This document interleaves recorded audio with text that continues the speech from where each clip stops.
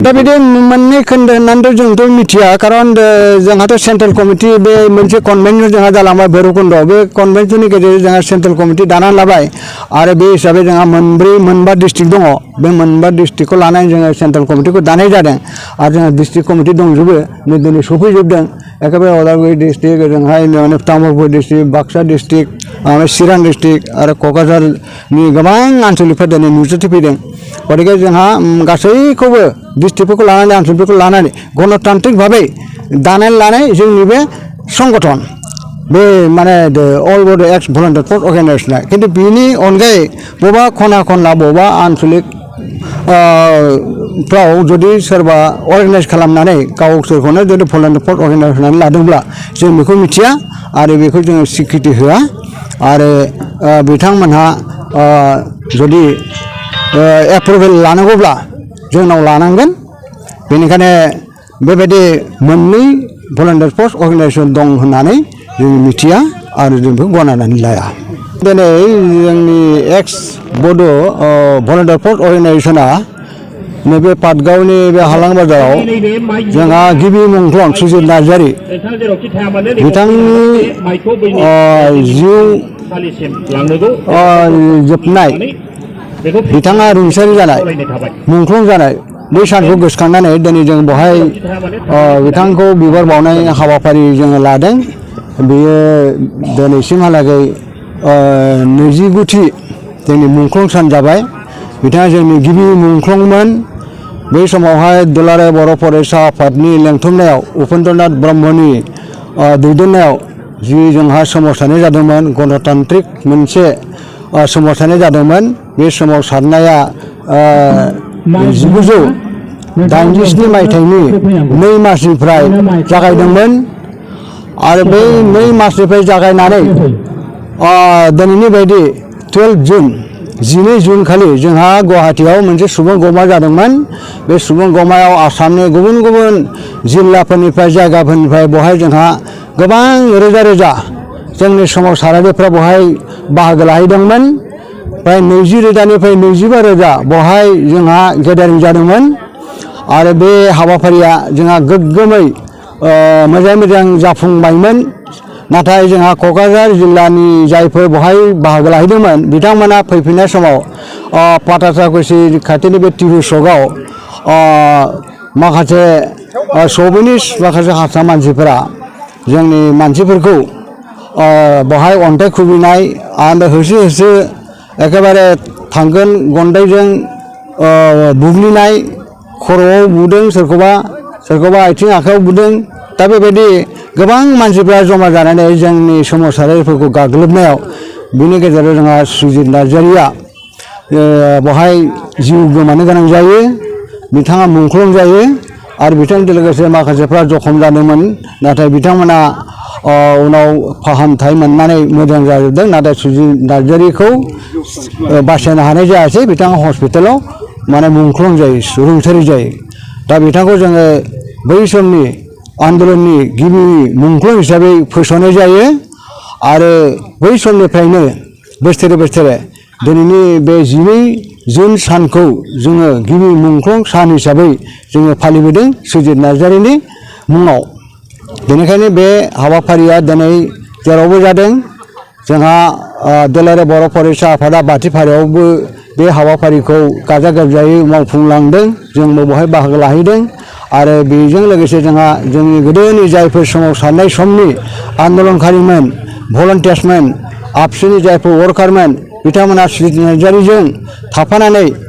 बै समाव सोमावसारनाय बेनिखायनो सुजित नार्जारिखौ बावनो हाया बिथांखौ मान बावनाय बिथांनि मुङाव बिबार बावनाय बिथांखौ गोसोखांनाया जोंनि बिबान जोंनि खामानि जोंहा दाबो बड'लेण्डनि सिमाङा दाबो मोगथाङाव जाफुंजोबाखै बेनिखायनो बड'लेण्ड सोमावसारनायनि जिथु थांखि बै थांखिया जुदिव गेजेराव जोंहा सुक्ति जादोंब्लाबो बे सुक्तिनि गेजेरजों बे थाथ'दोंब्लाबो दिनै जोंहा जोंनि दाबि जोंनि सोमावसारनाया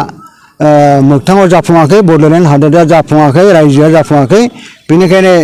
दिनै जोङो सुजित नार्जारिखौ गिबि मुंख्लं हिसाबै बेवहाय सिबिनाय फुजिनाय बिबार बावनायजों लोगोसे जों बेखौनो दिनै फोसावो जोंनि अल बड' एक्स भलन्टियार फर्स अर्गेनाइजेसना जे बै समनि जितु दुलाराय बर' फरायसा आफादनि जितु थांखिमोन उपेन्द्रनाथ ब्रह्मनि जितु सिमांमोन बड'लेण्ड हादोर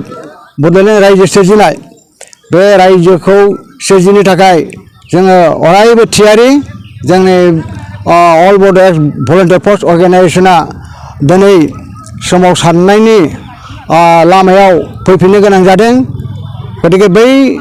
दाबिखौ जों मोगथाङाव जाफुंहोनो हायागौमानि जोंनि एक्स बड' भलन्टियार फर्स अर्गेनाइजेसना जोङो सोमावसारफिनगोन जोङो बायदि रोखोमनि हाबाफारि लागोन बेनिखायनो बे हाबाफारिखौ जोङो बावैनो जोङो फोसावगोन जोङो गासैबो संगठनफोरखौ जोङो लानानै जोङो सावरायगोन जोङो ज' खालामगोन मानोना खौसेथि गैयाब्ला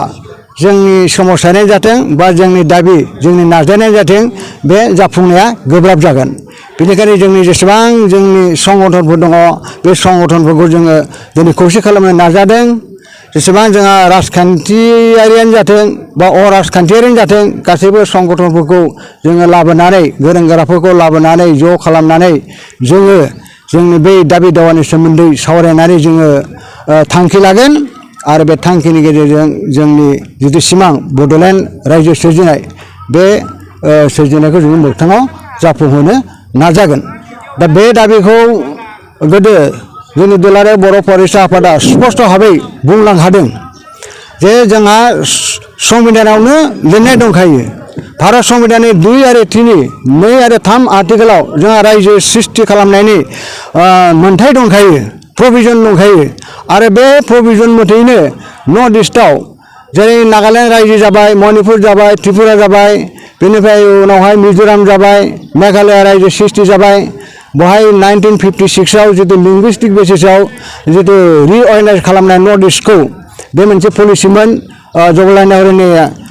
बै समाव बिथाङा गाहाय मन्थ्रिमोन बिथाङा फोसावनाय बायदियैनो जोंहा माखासे रायजोफोरा सृष्टि जाबाय नर्थ इस्टआव आरो बेनि उनावबो इन्दिरा गान्धीया जेब्ला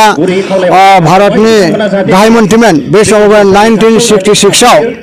बिथाङाबो फोसावदों आसामखौ रिअर्गेनाइज खालामनांगौ होननानै गतिके आसामखौ रिअर्गेनाइज खालामनायनि मोनसे आयेन पास खालामनानै बै समावनो माने मेघालय रायजोखौ सिगाङाव अट'नमास स्टेट बेवहाय सृष्टि खालामनानै उनावहाय बेखौ फुल फेडेरेल स्टेट हिसाबै उनावहाय फोसावो मर्यादा होयो आरो बे हिसाबैनो मिज'रामाबो आलादा मोनसे रायजो हिसाबै सृष्टि खालामजायो दा बेनिखायनो जेरै मिज'रामा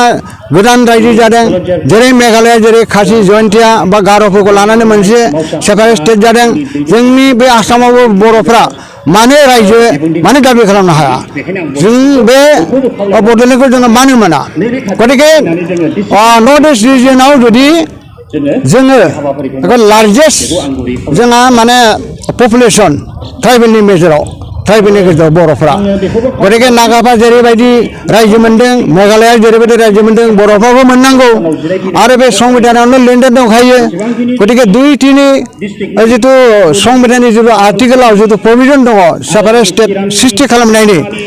बे प्रभिजनालाय सोरनि थाखायथो बे आसामनि बे माने नर्थ इस्ट रिजननि ट्राइबेलफोरनि थाखायनो बे आयेनफोरखौ सृष्टि खालामनानै गालांखादों गतिके बेवहाय बर'फोरखौ डिप्राइभ खालामनाय जादों जोंखौ माने एखेबारे जोंखौ नारसोनानै दोननाय जादों गतिके भारत सरकारानो जोंनि फारसे मोजां न्याय होआखै मोजां बिसार खालामाखै बेनिखायनो जोङो भारत सरकारखौ हांख्रायदों जिहेतु जोंनि बे दाबिया एखेबारे 1967निफ्रायनो जेब्लानाखि इन्दिरा गान्धीया 1966आव जेब्ला आसामखौ रिअर्गेनाइज खालामनायनि मोनसे आयेन फोसावो बे समनिफ्रायनो पिटिसिया प्रथम उदयाचल नामै माने जोंनि थाखाय रायजो सृष्टि खालामनायनि दाबिखौ दैखांदोंमोन बिनि उनावहाय दुलाराय बर' फरायसा आफाद 1987आव 2 मार्चनिफ्राय आन्दलन खालामबाय बे सेपारेट स्टेटनि दाबिखौ दैखाङो बे संबिधाननि जितु 2-3 आर्टिकेल बे आर्टिकेल मथे बेखौ सृष्टि खालामनांगौ होननानै गतिके बै समनिफ्राय लायोब्ला दिनै फ्राय 40 बोसोर जानोसै गतिके आरो बै जुदि उदियासलनिफ्राय आरम्भ खालामब्लाथ' बे माने 60 इयार्स बारबाय गतिके 60 बोसोर बानायनो नबो दिनै जोंनि थाखाय न्याय बिसार जोंनो होआखै जोंनि रायजो आलादा रायजो सृष्टि खालामनायनि दाबिखौ मानिना लायाखै गतिके जोङो जिहेतु बे जोंनि मोनथाय मोननांगौ बे कन्स्टिटिउसनेल बे लिगेल राइट्स आरो जोंहा भाषा हिसाबैबो जोंहा संस्कृति गासैबो जोंहा दंखाजोबो आरो बेनिफ्राय जोंहा ट्राइबेल बेलेन्स ब्लकआव जों दिनै एनक्रचमेन्ट जानायनि खारनाव गुबुन हारिफ्रा हाबफैनायनि बेलायाव जोंहा दिनै रैखाथि गैया खुनु सिकिउरिटि गैया माने बे हाफ्रा गुबुन हारिनि आखायाव थांजोबगासिनो दङ गतिके बै बेलेन्स ब्लकखौ रैखा खालामनायजों लोगोसे जोंनि सेपारेट स्टेट बे बड'लेण्डखौ सरकारा मानिना लानांगौ जुदि बेखौ मानिना लायोब्लासो जोंनि हा हुफ्रा रैखा जागोन जोंनि भाषा संस्कृति जोंनि ट्रेडिसन गासिबो रैखा जागोन अब्लासो जोङो जोंनि गावनि जिथु आत्मगौरब जिथु सेल्फ एस्टिम जोंनि मान सन्मान हारिनि जोंनि सिनायथि गासैबो रैखा जागोन आरो बेखौ रैखा खालामनो थाखाय बेखौ हमथाना लाखिनो थाखाय बुहुमाव जोंनि हारिखौ जोङो मोनसे जौगानाय हारि हिसाबै दानो थाखाय गेरेमसा हारि महर होनो थाखाय जोंनो आलादा रायजो बड'लेण्डखौ नांथारगौ बेनिखायनो जोङो सेन्ट्रेल गभर्नमेन्टखौ जोङो खावलायो नोंथांमोननि मिडियानि गेजेरजों जोङो खावलायो जाहाथे जोंनि बर'फोरनि थाखाय जोंनि ट्राइबेलफोरनि थाखाय बुरलुंबुथुरनि साहा ओनसोलाव मोनसे गोदान रायजो सृष्टि खालामनानै बड'लेण्ड सृष्टि खालामनानै जाहाथे जोंनि दाबिखौ जाफुंहोयो जोंनि सिमांखौ मोगथाङाव जाफुंहोयो बेखौनो जों खावलायबाय आरो बेनि थाखाय सेन्ट्रेल गभर्नमेन्टआ गोख्रैनो बायपार्टि टक मोनसे पलिटिकेल मोनसे डायलग मोनसे स्टार्ट खालामनांगौ जोंनि बे हादोरनि दाबिखौ सुस्रांनाय बाथ्राखौ लानानै बेनिखायनो जों बेखौ सेन्ट्रेल गभर्नमेन्टआव आपिल खालामो गोख्रै जाहाथे जोंनि दाबिखौ मानिनानै लानांगौ आरो बिनि थाखाय माने सेन्ट्रेल गभर्नमेन्टआ आल'सनानि बेबस्थाखौ खालामनांगौ जोंनि बे दा बिदि मोननै खोन्दो होननानैथ' जोंथ' मिथिया खारन जोंहाथ' सेन्ट्रेल कमिटि बे मोनसे कनभेन्सन जोंहा जालांबाय भैरबकुन्द'आव बे कनभेन्सननि गेजेरजों जोंहा सेन्ट्रेल कमिटि दानानै लाबाय आरो बे हिसाबै जोंहा मोनबा डिस्ट्रिक्ट दङ बे मोनबा डिस्ट्रिक्टखौ लानानै जोङो सेन्ट्रेल कमिटिखौ दानाय जादों आरो जोंहा डिस्ट्रिक्ट कमिटि दंजोबो दिनै सफैजोबदों एखेबारे उदालगुरि डिस्ट्रिक्ट ओजोंहाय तामुलपुर डिस्ट्रिक्ट बाक्सा डिस्ट्रिक्ट चिरां डिस्ट्रिक्ट आरो क'क्राझारनि गोबां आनसलिकफोर दिनै नुजाथिफैदों गतिके जोंहा गासैखौबो डिस्ट्रिक्टफोरखौ लानानै आनसलिकफोरखौ लानानै गणतान्त्रिक भाबै दानानै लानाय जोंनि बे संगठन बे माने